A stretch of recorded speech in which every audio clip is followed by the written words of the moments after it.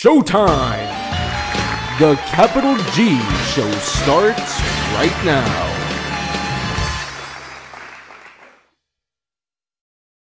What's up YouTube, Capital G here, talking new format in this video and keeping up my tradition of doing a list that is strictly for budget players. Yu-Gi-Oh can be a very expensive game, guys, let's be honest, and with so many pricey cards that are considered to be near staple or that are just required to get the most out of a bunch of meta decks, cards like Solemn Strike, Pot of Desires, Card of the Demise, and Dimensional Barrier, you can sometimes feel extremely limited in your deck building, and if you're wanting to play the game competitively, it can be very difficult. Well, have no fear, I've done all the legwork for you, and I've comprised the perfect list for a budget player who's still looking to kick a little ass. Every deck that I have on this list can be built for $100 or less, and yes, that includes the entire extra deck. So I will say, be advised, if your deck requires a Crystal Wing Synchro Dragon, an Omega, maybe a Totally Awesome, it totally will not be on this list because those cards will basically eat up half of our budget. So without further ado, welcome to the top 10 budget decks for the March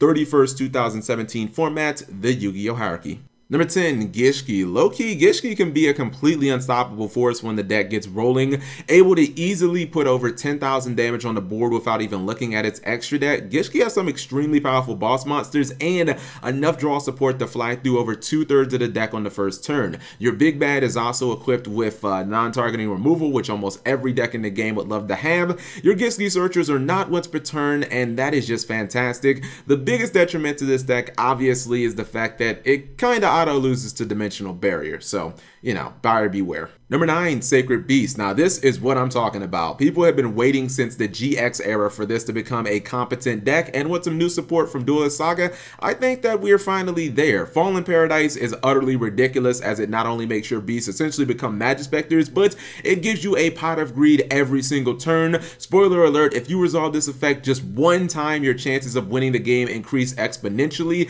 And then there's Dark Summoning Beast, which is how you get your big guys on the field in the first place.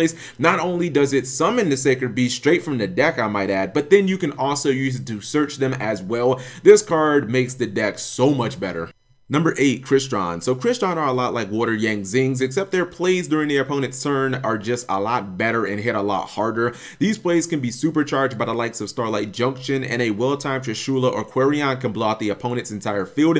You combine this with the deck's resistance to Dimensional Barrier, and if you don't know what I mean because you're unfamiliar with Crystrons, Dimensional Barrier can usually be a death blow to a lot of decks, but against Crystrons, not so much. If you stop them from synchro summoning during their turn, obviously they'll just turn around and wreck your face during yours. Crystron are definitely one of the best synchro decks in the game right now. Number 7, Flower Guardians. I'll never discount how big of an advantage the Unknown is. Let's face it, 95% of duelists are unfamiliar with this archetype, and this deck can capitalize off that. It's got speed, burn damage, non-targeting removal, a good amount of draw power, especially considering the entire archetype is dark, so Allure of Darkness fits in pretty nicely. Guardians also have some really solid synchro monsters, and if you can establish a board of Light Shower plus Light Flare, almost every deck in the meta is going to have to fold to that. Number 6, Pendulum Magicians. Alright, I'll be straight with you guys. This one might be a little bit of wishful thinking because obviously some of the cards needed to run it, like Duelist Alliance and Star Time Magician, have not been released yet. Those will be in Maximum Crisis and Pendulum Evolution, but I actually don't foresee those cards being expensive, and even if Zark is, he's not a requirement to run the deck. Pendulum Magicians won't have Kirin, but their new support is actually very solid, and Pendulum Graph of Spacetime gives the deck some much needed defensive removal to replace Kirin. Lastly, it's a Pendulum deck, so obviously it has a super strong grind game because if your opponent doesn't get rid of your skills, you basically just out-resource them. Number 5, Domain Monarch. So Domain as a card just keeps looking better and better as time goes on. If your opponent can't out the Domain lock, you're going to completely smash them and most decks in the meta. Furthermore, Vanity's Fiend is looking really solid. That can't be removed by Kaijus, and if you can pair that up with a March of the Monarchs, this format is going to just struggle with that. This format is predicated on premium monster removal, things like Slumber, Dark Hole, Regeki, Torrential Tribute. Those all become complete non-factors against this setup. Also, it's a bonus that Monarchs really don't have to run an extra deck, so you save a whole bunch of money there too.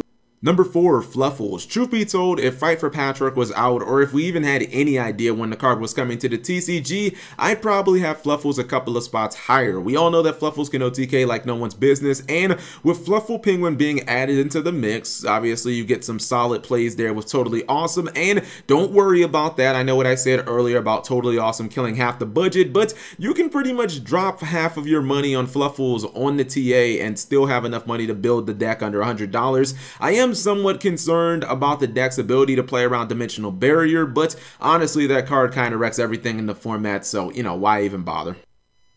Number 3, Cosmo. So Cosmo's about the only deck in the game that I can think of that can run a ton of traps without really needing to rely on Dimensional Barriers or Solemn Strikes. This is because the deck can max out on cards like Call of the Haunted and Oasis of the Dragon Souls. You can get back your Dart Destroyers or your really big Cosmo ships and just start doing work. Those cards can be disruptive, they have high attacks, and honestly, if they get kaiju'd, who cares? Just summon them back from the Call of the Haunted and the Oases and just continue to do work. These cards are super annoying because they're incredibly difficult without having them actually trigger, and even when you banish them, I mean, you just basically pay a bunch of life points with Cosmo Town and put them back in your hand. Cosmo also have non-targeting removal in Cosmojo, and I think that Lost Wind serves as a premium way to negate monster effects without actually having to use Solemn Strike, so pretty good budget replacement there.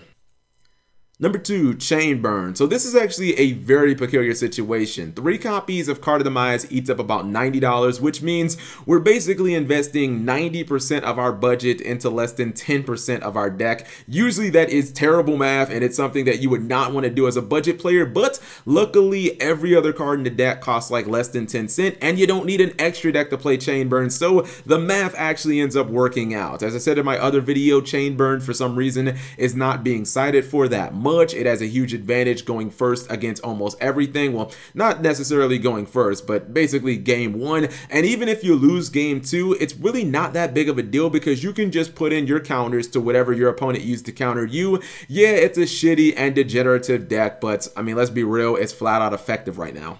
Honorable mentions include Cubics, Yosenjus, and Despots. Finally, to our number 1, Dinosaur variants, including the possibility of True Kings being put into those variants. So the Dinosaur structure deck isn't out yet, but the important thing is it's a freaking structure deck. So with $30 committed, you have almost all the dinos you need.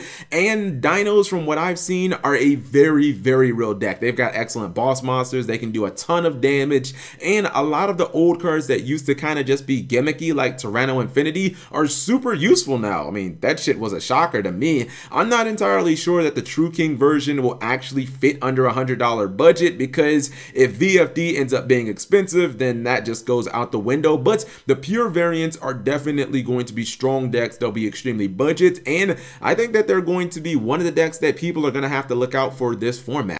So what do you guys think of the list? If there are any decks that I missed out on, leave that in the comment section below. What is your favorite budget deck of this format? Thank you guys for watching as always, and subscribe if you have not already.